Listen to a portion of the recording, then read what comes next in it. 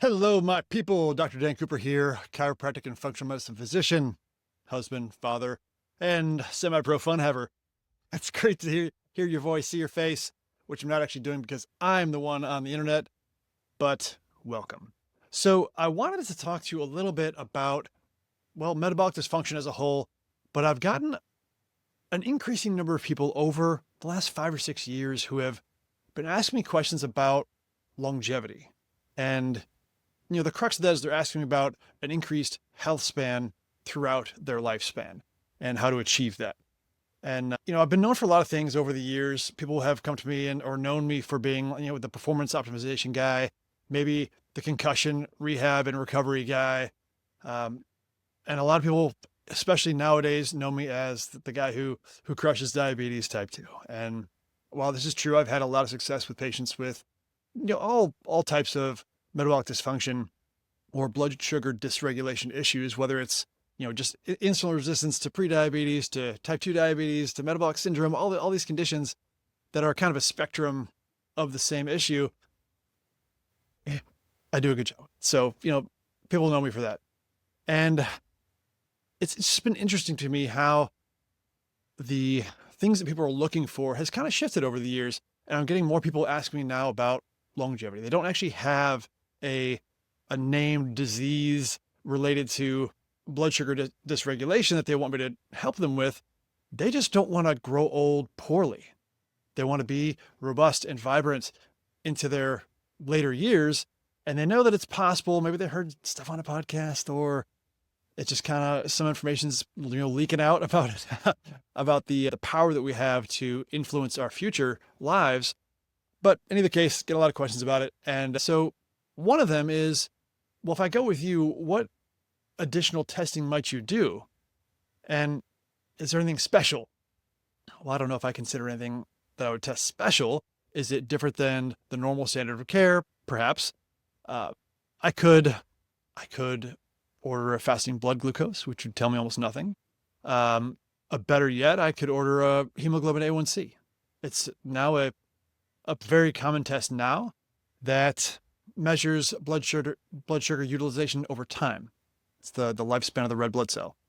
And if you're not somebody who has a blood sugar dysregulation condition now, that's not really going to tell me anything either, because you don't have the problem. You're trying to stave off the problem. So what do you use?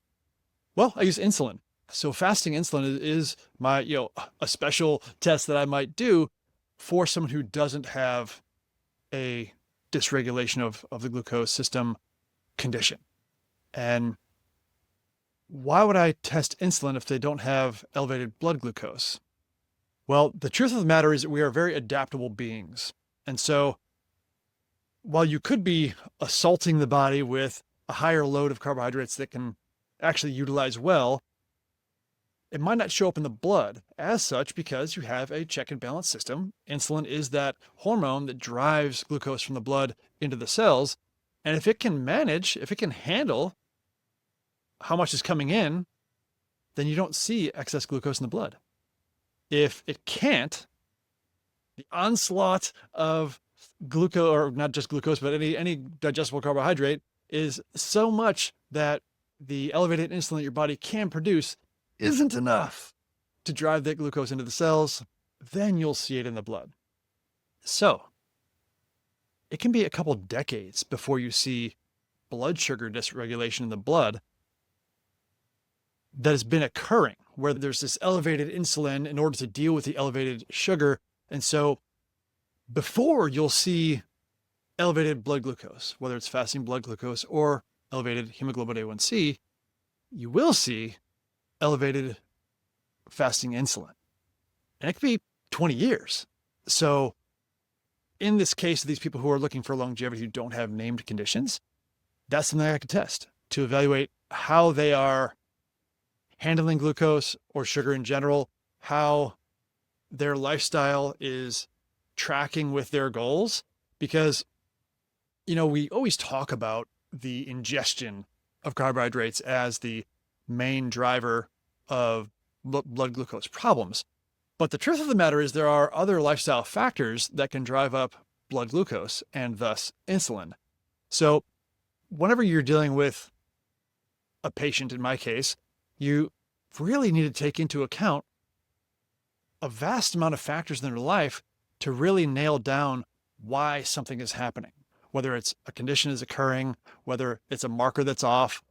Sometimes it's not just the very obvious this equals that.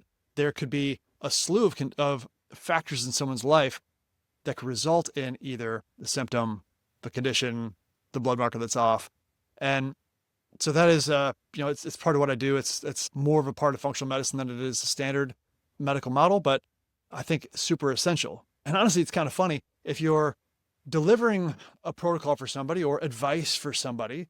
And in my case, there's a lot of lifestyle advice. There's a lot of education that goes into my instructions or advice to you, because in more cases than not, by far, the things that have brought on the condition are choices over time. So lifestyle choices over time that have been repeated over time, and you've amassed this amount of a direction that is tough on the body to actually deal with. And so you then develop some inability to adapt condition.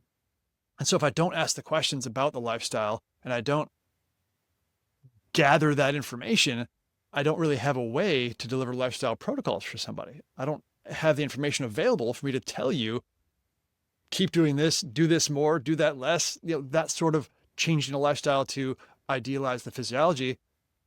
And so then you are stuck in this hamster wheel of chasing symptoms with usually a pill of some kind.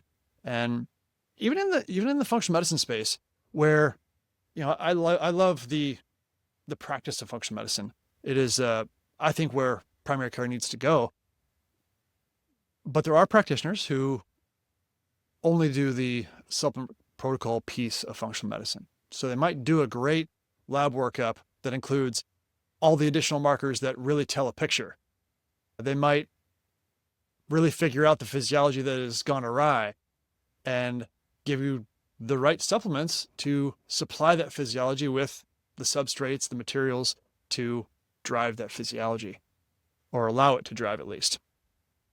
But in like the old adage, if you got somebody who's smashing his thumb with a hammer, do you give him an Advil, or do you tell him to quit smashing his thumb with the hammer first and then give him an Advil? The latter. So if you don't know the lifestyle information, you can't tell him to quit inducing the injurious impetus that is then driving some maladaptive response. So for these longevity folks who are concerned about metabolic dysfunction, insulin is one of those markers. Fasting insulin is a marker that I use to evaluate, and it's like a genie looking into the future. And your range is pretty far, 10 to 20 years. You can see into the future just by looking at a marker of how the body's responding to the glucose in its system. So that's all I wanted to really talk about today was, is there a special marker for those looking for longevity benefits that don't have named diseases? And can you do anything for them? Yes, you can do a ton for them, because you can identify so many potential problems or problems that are occurring, but they're not quite to the threshold of disease state yet, and correct them. One of the things that happens with the sugar overrunning the body's ability to produce enough insulin for it to drive it into cells, you get these things called advanced glycation end products. From a longevity standpoint or an aesthetics standpoint, what is an advanced glycation end product? Its acronym is actually perfect for it. They're called AGEs. And how do you see that? So there are a lot of things that happen systemically, under the skin that you can't see. But there's things that you can see. For example, that crusty, wrinkly skin. That is advanced glycation end products in the skin that is causing that aged looking skin. So even if you're just a vain person who wants their skin to look great, it's still a wonderful reason to idealize your metabolic health before it becomes a problem. That's what I got for you for today. I hope you guys have a wonderful rest of your day, and I'll see you next time.